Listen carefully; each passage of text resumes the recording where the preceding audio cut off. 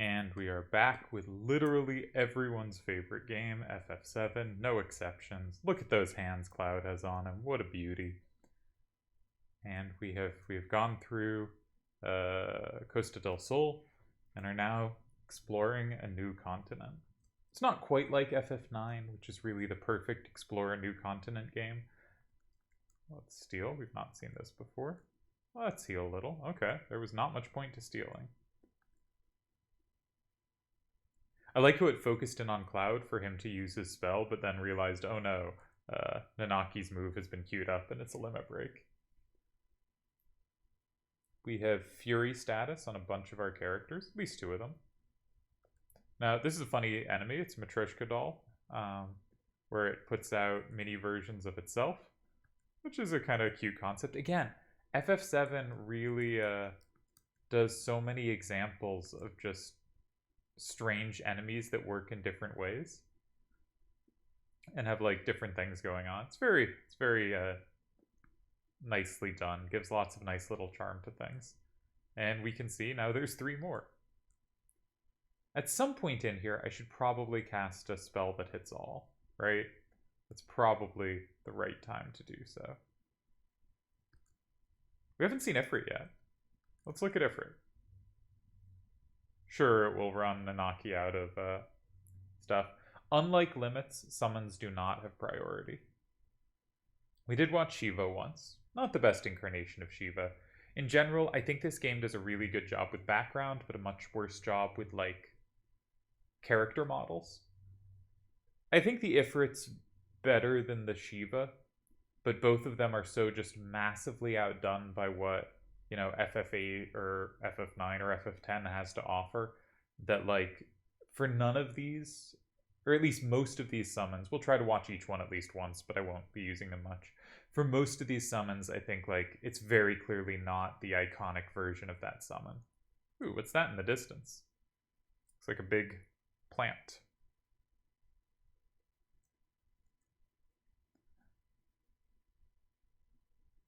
I've been talking about the FFs as we do these, so in dead time, I guess I should continue there. We talked about FF1 through 3. I think none of them are particularly good, but if you were going to explore any of them, my recommendation would be, I think FF1 is the most playable of those games.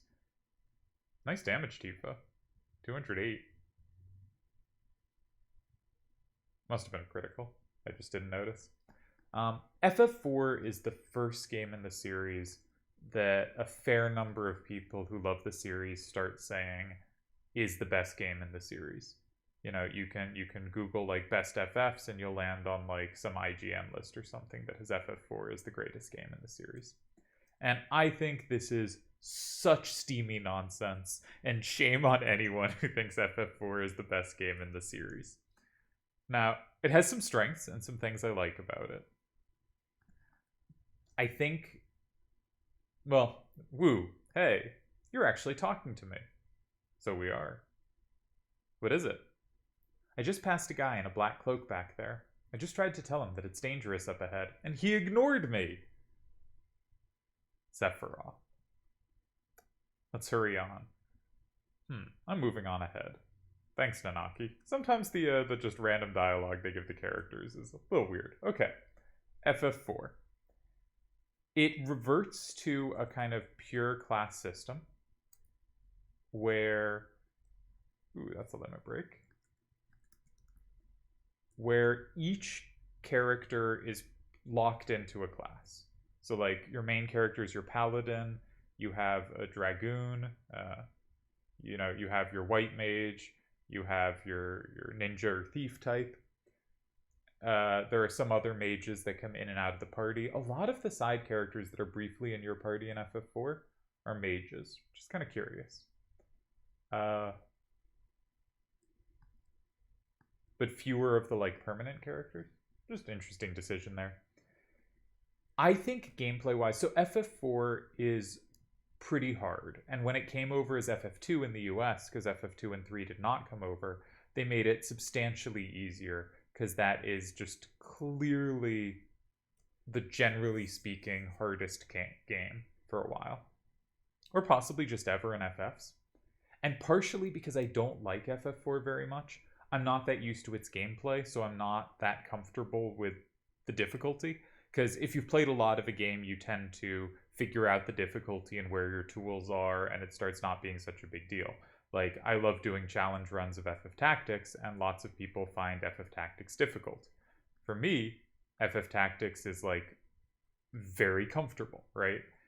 And how much you've played a game is going to affect that significantly.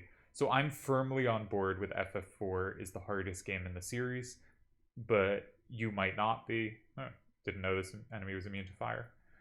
You might not be, and that's very reasonable. A lot of it's going to depend on time spent on a game. I know people who think like FF9 is way harder than the other FFs around it, and people who think it's by far the easiest of that era. And that's going to happen. That's fine. For my money, I think FF4 is the hardest game, and if that kind of thing means something to you, then that either is something in FF4's favor or against FF4, depending on what you want out of a game. For me, because the gameplay doesn't have that many tools, because you're locked into classes, you don't learn that many abilities, you don't have, most equipment is just, upping your baseline stats, you don't have that many tools. It is not very interesting that it is a more difficult game, because that mostly translates into grinding rather than into figuring out what the systems that are going on are. We can't enter this reactor. So for me, FF4's gameplay feels very slow and clunky, because we have to spend more time on just grinding than I would like in a game. As has potentially, I hope, been made very clear by how I've been playing this game. That's not what I look for. This is actually that shot there that we just left. I think there's actually nothing here. Yeah. That shot is actually very important plot-wise, but we won't immediately know why. All right. We know these are immune to fire. I wonder what they're weak to. Maybe they use a poison spell, so they're probably not weak to poison. Let's try ice. If something resists something, it's usually weak to something else. So I'm curious to figure out what it is. And Nanaki doesn't have much MP, so I'm going to use clouds. First, at least. Because I used Ifrit with Nanaki. Looks like they're very weak to ice. That said, do we want to spend MP to do what takes 3 hits? If it was a boss, probably, because it would threaten us. They can do 150 in a hit, so maybe it is worth using ice to speed it up. But it seems to me like ice costs, the same basically as cure, and if they hit me a couple times for 150, that's 1 cure, while if they hit me, if I hit them with ice, that doesn't necessarily mean I don't have to cure later. So, either way seems fine. All right, nothing here. So for me, FF4's gameplay is quite clunky and slow. I enjoy using Dragoons. They're always, I think, a fun class to play with. Giant chicken enemies now. We're just going to attack through this, I think. Not too much going on here. So we can keep talking about FF4. For me, the gameplay is quite clunky. I think for other people it works much better, and that's great for them. But when when I say recently, I mean like 5 years ago, decided I was just going to run through all the FFs I own, starting at 1. I got to FF4, and I just wasn't having a good time. I was just like, enemies do a bunch of damage. I have to go back to heal a lot. This is grindy. I need to level up a bit to make me be able to clear out random mobs better. I just felt like I was taking a while, and I wasn't remotely invested in the story to make up for it. So for me, FF4 is not very enjoyable to play. I think I've only gone through the whole thing once, though I've certainly played chunks of it more than that.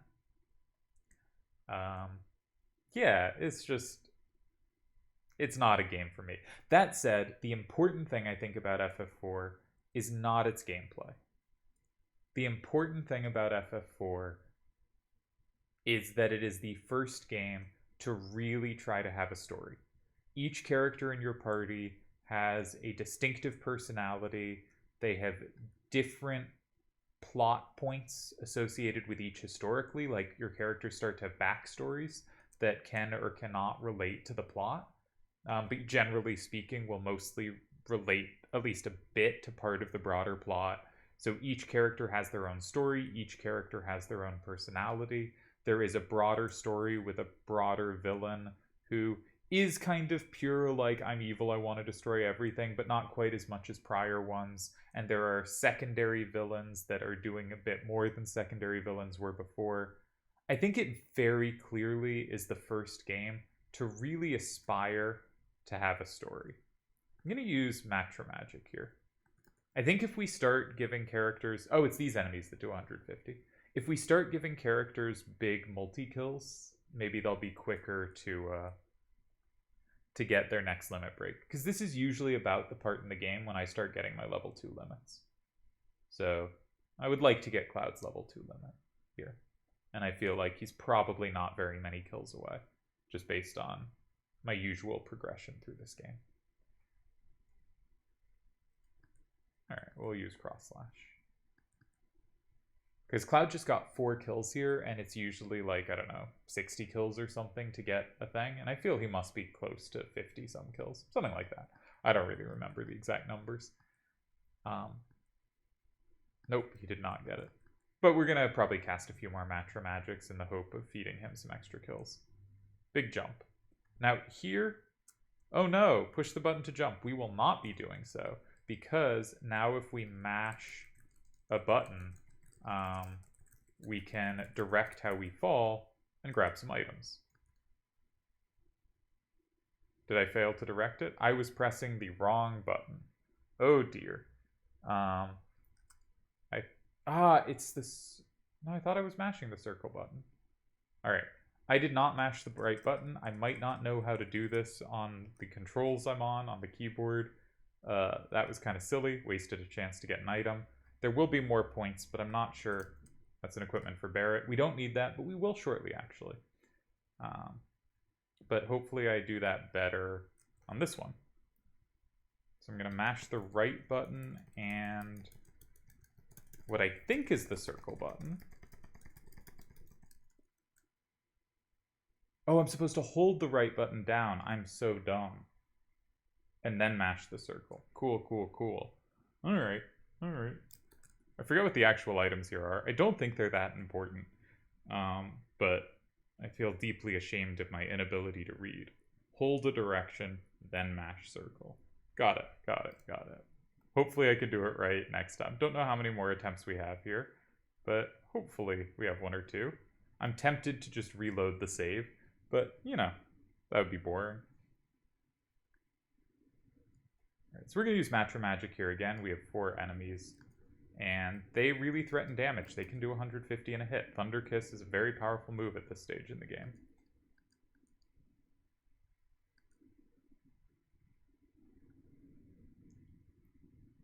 So yeah, FF4 I think is the first game to really aspire to have a story. I don't find the story to FF4 compelling at all. Really sorry how negative I'm being to FF4 for people who really are invested in that game.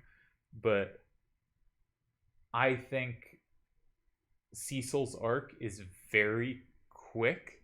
He goes very quickly from I'm sort of evil and clueless but not very well written to now I am not, but also not very well written. All right, I will hold to the right and mash what I think is the circle button. Ah, that looks like a lot more movement than prior times. Okay. I think we figured it out. Turns out reading the instructions, really useful. Now, I may have missed my chance to get both the items, but at least we got one. Next time we'll mash left, or hold left, not mash. And for our efforts, we got a star pendant, which protects from poison. I should equip accessories. I'm not actually sure I have equipped accessories. All right, we have a star pendant, protect vest. I guess you are our summoner, but I guess we'll give Tifa the power wrist. And yeah, you can keep the talisman. Transform materia. What does that do? So you can turn enemies small or into toad. Now, this is usually like, feels a bit expensive to use MP on, but you know how we have Elemental combined with Choco Mog? That's why Tifa did 208 damage to the Flyer. because flying is weak to wind, so she just does double damage to flyers when she hits them with physicals. I should have remembered that. Later, we will get a materia that can combine... Right now, we have elemental, which can combine the element of a thing. Later, we will get added effect, which can combine the effect of a thing. And if we put transform with added effect, that is one of the viable combinations, because it can, just as you attack things, mini them, which makes them unable to do physical damage, basically, or toad them, which makes them pretty weak across the board. And stops them using special abilities, as well as reducing their physical damage. So transform and added effect is a pretty good ability. I'm not sure it's the best pairing, but I think it is a pretty good pairing. Because the best pairing is not necessarily the thing that weakens the enemy the most. The best pairing is... Oh, I think we missed our chance. The best pairing to get the other item. But I think it's like a weapon for Eris or something. Hey, it's the crew down there. Oh, she's cheering for us. Oh, Cloud, good luck. But I think the best things are the things least resisted, rather than the things with the most powerful effect in general.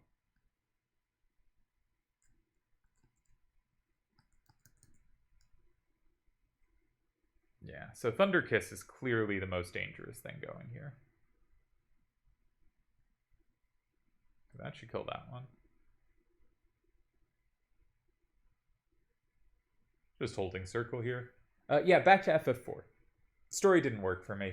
It does for other people. It felt too much like collect the crystals, defeat the 4 elemental monsters over and over. They have personalities, but not story, right? They don't have purpose besides like generally being the sidekicks of the actual villain. They each have their own way of going, you know, gwahaha and evil, but not anything going on beyond that, and none of their versions of gwahaha and evil stuck with me. So, ow, sure is Titan here. Come on, Cloud, don't let it get to you. Let's see, this is it. Maybe if I turn this, something should happen. Do it.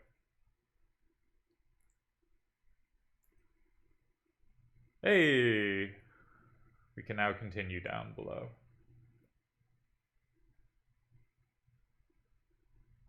I think there's also a character, I don't want to spoil too much, but that like just betrays over and over. And I think that ends up not being very compelling either, even though they were probably the character I enjoyed most while I played it.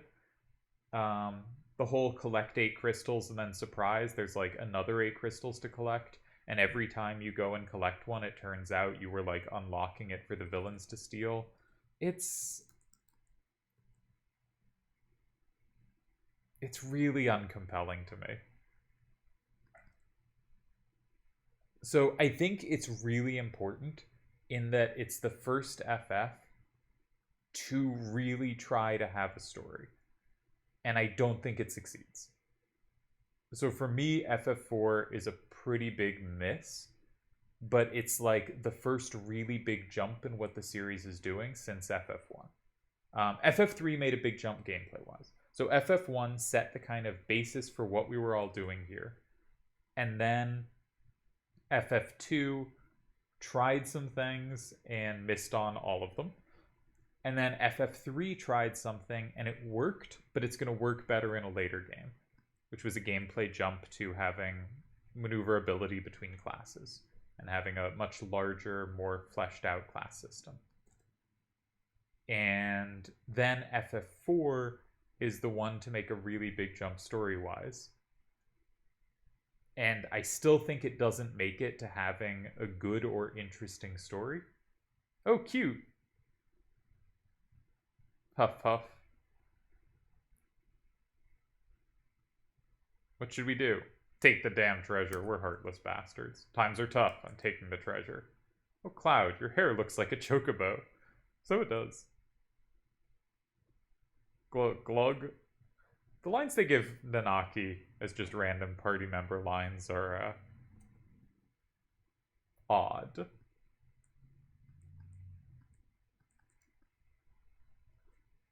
Not sure why I had a Piggyman heal rather than Cloud heal.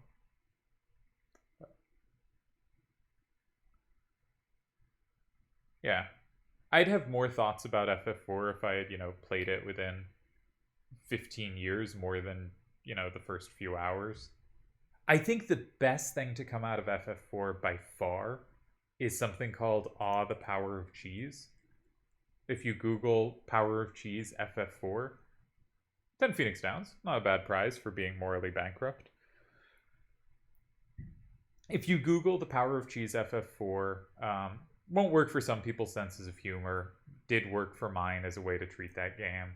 It is a kind of laughing at it written playthrough of FF4 that, like, you know, does a list of all the things Cloud does at the start, or sorry, not Cloud, Cecil does, or Cecil if you're British, Cecil does at the start of the game.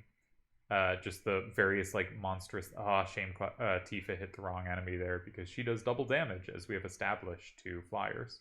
So if I wasn't just holding the circle button like a, you know, lazy person, we could have done this slightly better.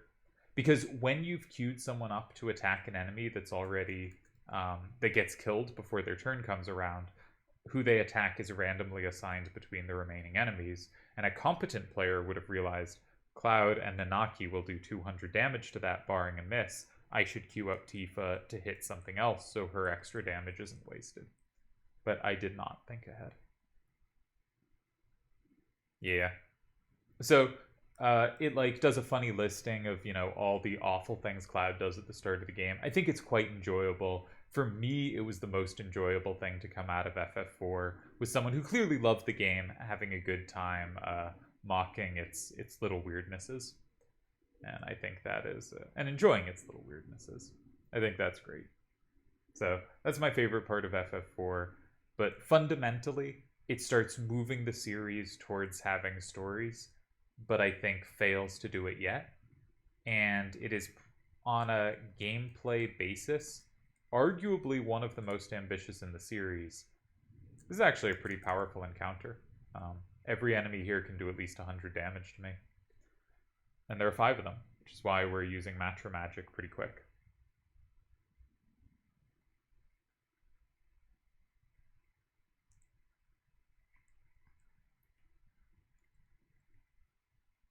So I think it's the first try to do some interesting things. I want to queue this up after Cloud uses Matra Magic, because otherwise it'll be kind of wasted damage. But now it can hit anyone Matra Magic misses on,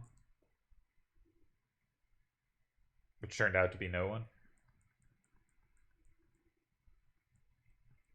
So yeah, I don't like FF4. I think it's the game that pushes the series towards being games I have the chance to really love, but is very much not there yet.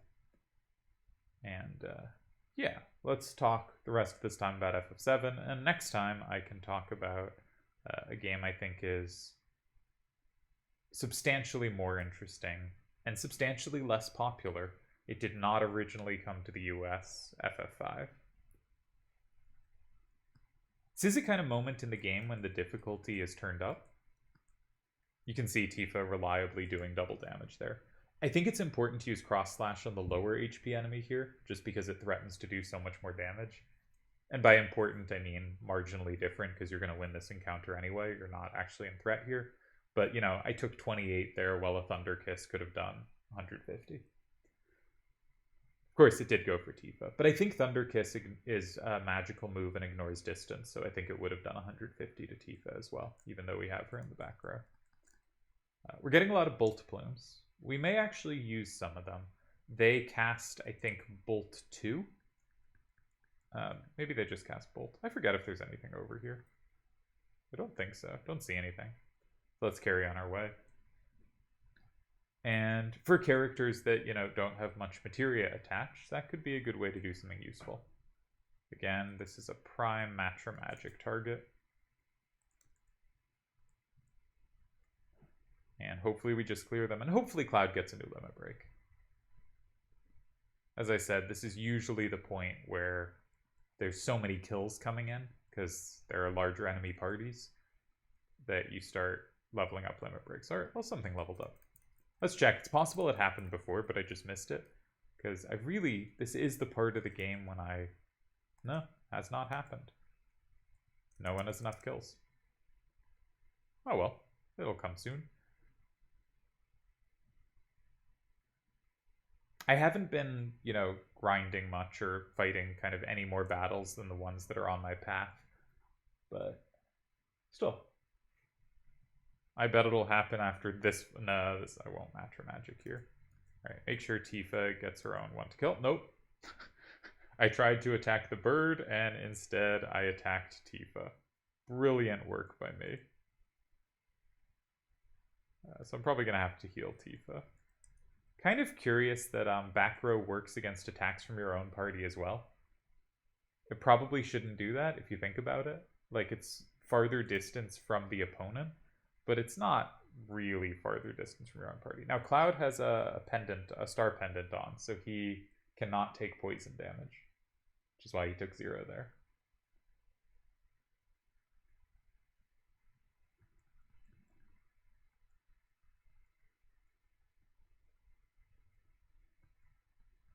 You know what? I guess we'll just talk about FF5.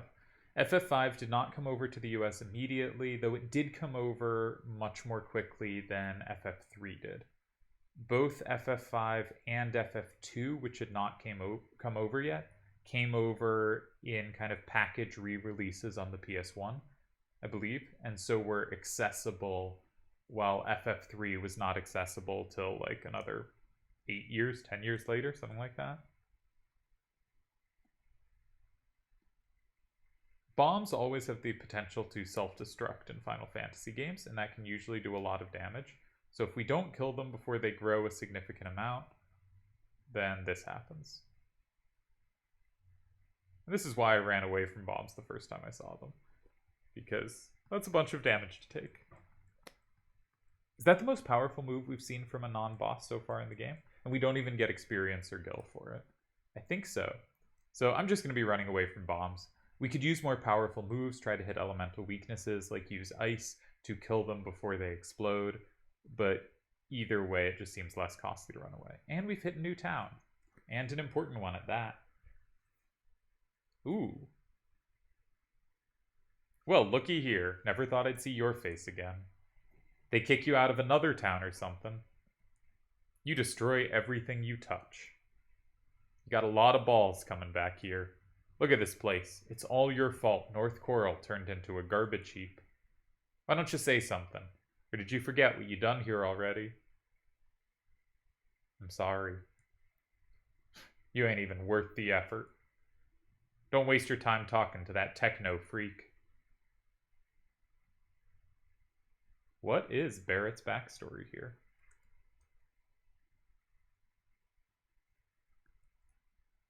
You heard him. It's my fault this town was destroyed. Well,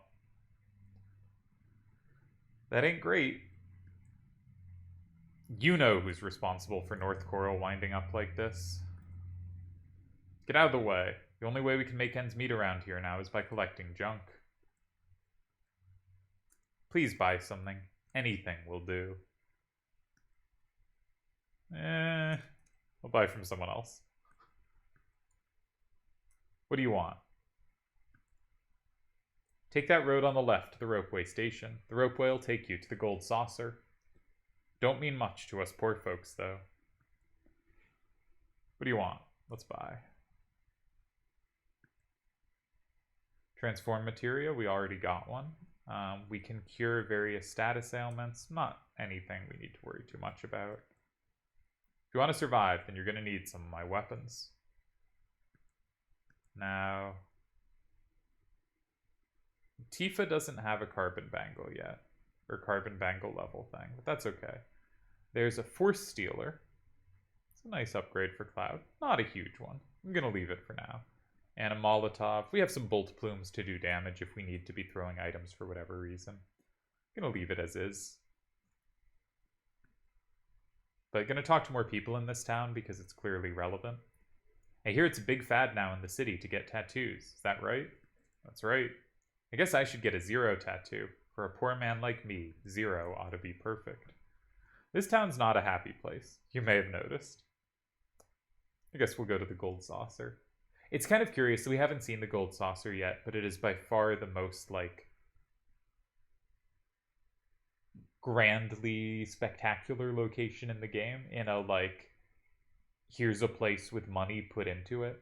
Maybe you might say Midgar headquarters, but like Gold Saucer is flashy in a whole different way, and it is connected to the most kind of poor destroyed town, or one of the more poor destroyed towns we find. Barret, what happened? Sorry. What happened? My hometown used to be around here. What do you mean used to? It ain't here no more. Heard it got buried in just 4 years. But how could those people say those terrible things? And it's my fault. All my fault. That is a better looking town. It does have Shinra soldiers in it, though, which is not great. My hometown. Corel's always been a coal mining town. It's so dusty, but calm and so poor. A real small town, this one. That's the first time I ever heard the word Mako reactor mentioned since that time.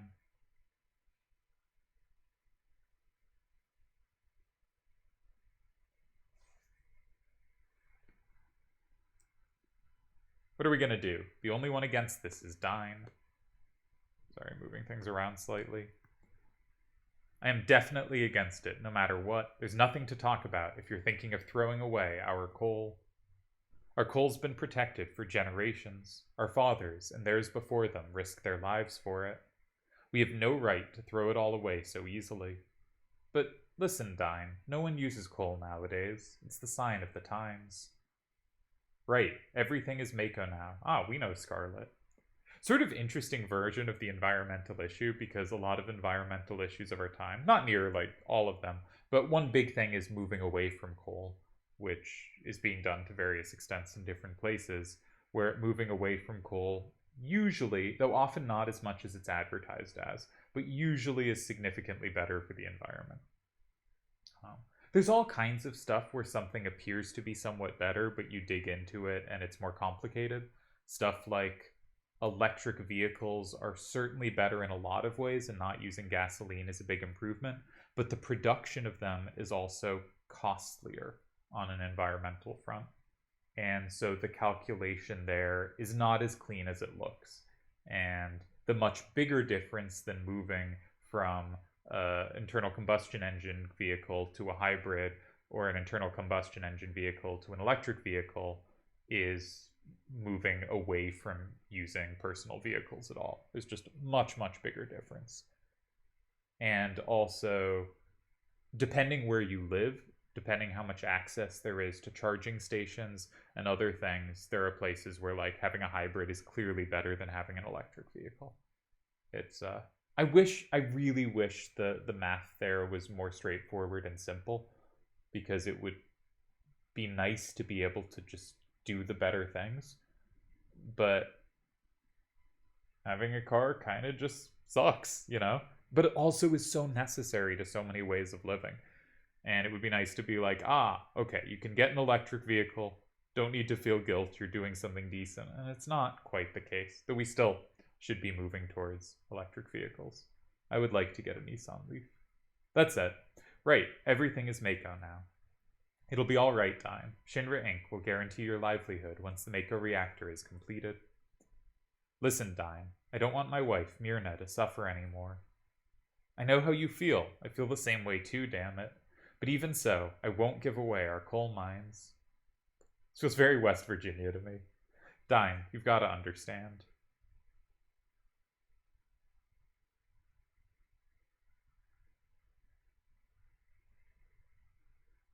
So we have Village Headsman and Barret Dine. That's how the Corel reactor was built and completed, as the kind of power figures in Corel. We all thought it would bring us an easier life. Except Dine, clearly. Well, maybe he thought they would, but still didn't want to give away what made them them. It happened when Dine and I were out of town for a few days. Corel was burned down by the Shinra troops. All the townspeople, all my relatives, everyone, everything.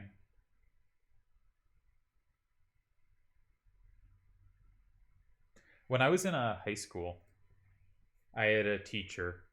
She had pretty radical politics, but like kind of weirdly radical politics. Like I think most people do. Like people talk about centrists, right? Like people in the political middle. And you actually look at people who define themselves as politically centrist and what they believe, and it is all over the place. Some of it's just deeply weird and not on the same axes that a country's politics are on. So they're just very invested in things that are sort of political in nature, but aren't part of the political divides or the political landscape of the country they're in. And so they end up being somewhere between various parties, two parties in the US, more parties in other places, and can vote for different things, but it's just on very weird lines that don't really connect to what's actually going on politically. That happens sometimes. A lot of times you get cross-pressured voters who like often have very radical beliefs, but they're in all kinds of directions. And so they leave them torn between parties, and they can be activated in any given election by what happens to speak to one of their, deeply, not strange necessarily, but outside the kind of classic box opinions. And a lot of political reporting assumes that kind of, this person is on the right, they will have this conventional rightward set of beliefs. This person's on the left, they will have this conventional set. This person's in the center, and they will have that kind of be between people in all the issues. Now, it turns out the views of the left and right are somewhat more accurate, but this has become more true in recent times. Different people disagree firmly over how this happened. Advent of the internet, advent of various mass media. It is very obvious, especially in the US, but I think in other countries, that there has been a homogenization of culture, that it is much more of a monoculture now than it used to be, where it used to be you go through different rural parts of the US and they all look quite different. They all have their own version of it. And now they're all pretty similar. There's some variation, but it's a lot less in the culture in different places. We've had this kind of way where different places that are of a type have become much more similar than they used to be. And it used to be, okay, this is one city, that's one city, but there will be lots of differences. This is one rural area, that's another. It has become less and less, and there are people who've quantified different amounts there, but it is very obviously more homogenized than it used to be. Did I have a point here? I was talking about something. I have lost my thread.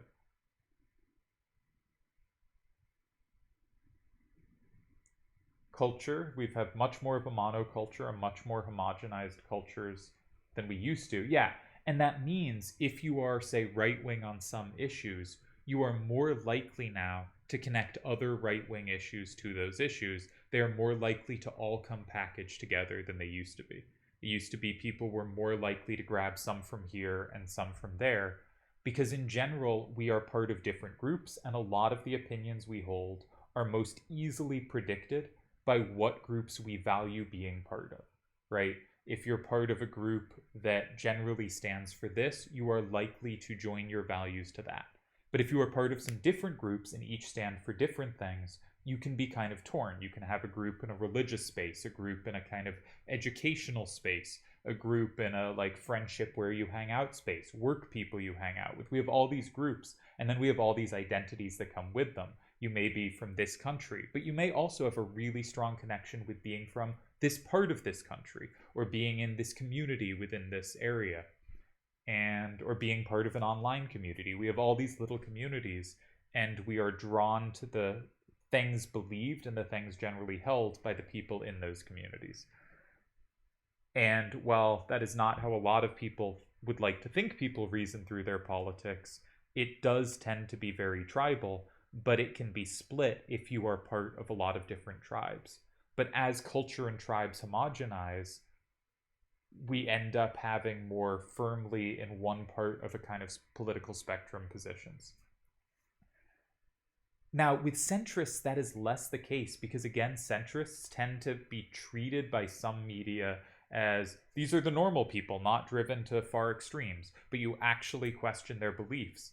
And there's significant polling that says people who identify as centrists are clearly the most susceptible to fascism of any group, that people significantly on the left or right are much less susceptible to fascism. There are obviously different ways of doing this where you will get different results, but there's some pretty strong evidence suggesting that at least some versions of that are very true. some versions of we need a strong man to come in and replace our systems of government, you will get the strongest yes answers from centrist people who self-define as centrist, which is really fascinating. I'm sorry we've gone on this lengthy aside. It's just an interesting thing about centrists. The other thing you get, and I don't know what this looks like in other countries than the US, but you take a chart, one of the standard charts where there's kind of economically egalitarian to kind of market-based, and there is an authoritarian to libertarian spectrum. So you have economically left and right and socially left and right as your two axes, and you place people on a chart, and you look at where people land. And there are a bunch of people in the top right where they are economically and socially right. There are a bunch of people in the bottom left where they are economically and socially left. But one of the other two quadrants is actually kind of empty, and the other one has lots of people in it. And mainstream media in the US tends to hire a lot of people from the quadrant that is mostly empty, which makes it deeply unrepresentative of actual culture in the US. And that has various interesting effects, but it turns out there are a lot of people who are socially left, economically left and socially right, at least clearly enough off-center that they're comfortably in that quadrant. And there are really quite few people who are economically right and socially left, which is an interesting effect. So when I was trying to talk about centrists, centrists have this weird mix of there are a few people who actually moderate on most issues, but that's really not most centrists, and people who talk about centrists as if they're that really don't know what they're talking about and are imagining something we just don't have evidence exists. What you actually have is a bunch of people who are a little around there, though mostly leaning economically left and socially right. And then you also have a bunch of cross-pressured people who just have wild views in all directions where it's not in a consistent place. And so they can swing lots of directions, your swing voters. There are also lots of people that call themselves swing voters but reliably vote one way or the other. Lots of people that call themselves independent that act the same as partisans do. And those should be separated out when doing these kinds of analyses. Was I talking about anything relevant to FF7 here, or was I just talking about something that interested me? I think I was just talking about something that interested me. How could I possibly have gotten there? Rewind the tape, figure this out. I have no idea. We're clearly talking about corel, right? And we have a divide between Barret and Dine, where Dine said, let's hold on to what we have, and the others, Barret, and it seems like the rest of the town, were generally pretty clearly, let's allow Shinra to come in, build a reactor, and, bring the money that comes with it. But then, when Barret and Dine were out of town, Shinra burned the city to the ground. Oh, I was talking about my teacher. Yeah, I get it. I was talking about my teacher. I had a teacher in high school who I think a lot of people thought was somewhat left-wing radical, but actually just had positions all over the place.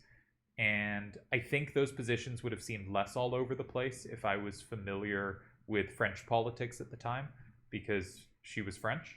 And so her politics, I think, made more sense on French axes of politics than they did on American ones. But anyway, she had a bunch of opinions. They were mostly leaning left-wing. I am, very left-wing. So some accord, but also some clear differences there. But in that, she was really interested. I think her primary version of it was this real distrust of corporate power. And this is why it felt relevant here. And so in high school, I was assigned a lot of stuff on Coca-Cola going in and murdering activists, right? Stuff of large companies, specifically Coca-Cola was the main target of a lot of this because she, did the smart thing where you stay focused on one organization to really get it to make sense to the students' minds, and so they have a story to tell themselves. But Coca-Cola specifically going in and places they were using for resources being incredibly violent to labor there and to opposition to them coming in. and FF7, Shinra has very similar vibes to me. But we do see this in the real world, and we do see it in the same kind of places. The place without a powerful government to force of its own, a corporation can come in. They have so much more money than is available that they will be given almost anything to come in. And when they come in, they will do almost anything to protect profits. And that's going to mean they just murder people who don't like their presence. And that has happened a lot in South America and other places. And so the way Shinra is behaving here is very realistic. My whole centrism detour was not needed to say this. I just like to talk. Let's continue with the game. Sorry about that. That was like 15 minutes.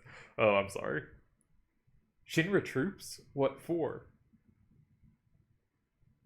There was an explosion at a reactor. Shinra blamed the accident on the people, said it was done by a rebel faction. That's so terrible. We've also seen Shinra do this explicitly before, right? This seems to be something that was just a go-to move for the previous president of Shinra, is kill a lot of people, make Sector 7 plate fall on Sector 7, and then blame it on the people there and use it to justify your further violence, right? You do violence, you blame it on someone else, and now you get to do more violence. Big win for destructive desires. Well, I guess that's true, but more than Shinra, I couldn't forgive myself. Now, I think in one sense Barret's being unfair to himself here. It's pretty clear from that, and we'll see some more stuff. But Barret was, not the only one pushing to let Shinra in, right? He was one of almost basically everyone except Dine wanted to let Shinra in. So them putting blame purely on Barret feels to me like people not taking any responsibility. But more than that, I think with something like this, there's just not that much responsibility to take. When a power like Shinra comes in, you're almost always going to lose. You're going to let them take over, and they're going to be as destructive as they are. And maybe you can find ways to fight back. Maybe you can find ways to mitigate the harm they do. But in any conflict like this, where there is one entity that just has so much power over, the small town, right? The responsibility for destruction is going to be, it's on Shinra, right? But also, if you're a person who was a leader and you screwed up, you sided with the wrong side here, and it destroyed everything, you're not going to be able to forgive yourself. And as like a good person, you really shouldn't be able to. Like, you did something so deeply wrong that it's going to always feel horrible, even if you didn't really have choices there, even if the causal party is someone else. So I think the people of Corel are wrong to blame Barret. They're putting the responsibility on someone else that they get to be angry at, when the responsibility either is shared or just entirely on Shinra.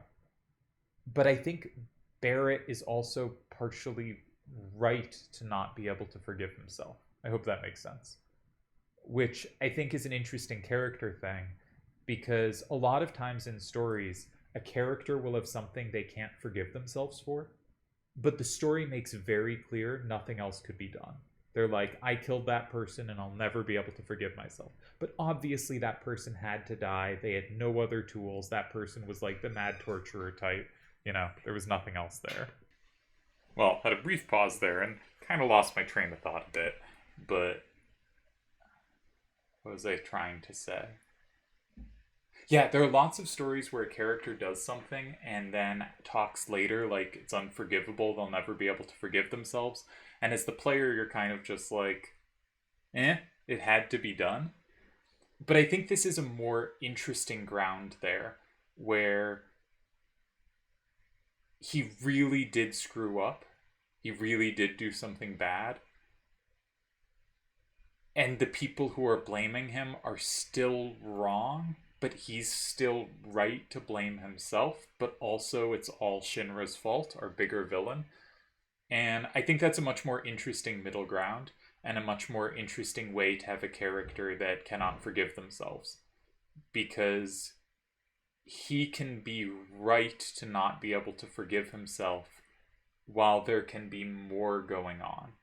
And I think most presentations don't trust the viewer enough to give something where the hero actually did something wrong, right? Where the hero did something that's kind of like, they killed someone. And you could sort of go, well, that's fundamentally wrong. But as soon as you look at it, it's just impossible to think it's actually wrong. And then they go, I can't live with, or like, I can't forgive myself for that. And you're like, I mean, you should be able to forgive yourself for that. Like, you did the only thing you could do. And this, I think there is more going on. And I do appreciate that. I'm going to finish this scene and then call it a video. Sorry for the many digressions this time. Never should have gone along with the building of the reactor. Don't blame yourself. We were all fooled by the promises Shinra made back then. Actually, I'll just stop there. That seems like a good line to end on. And yeah, Shinra bad.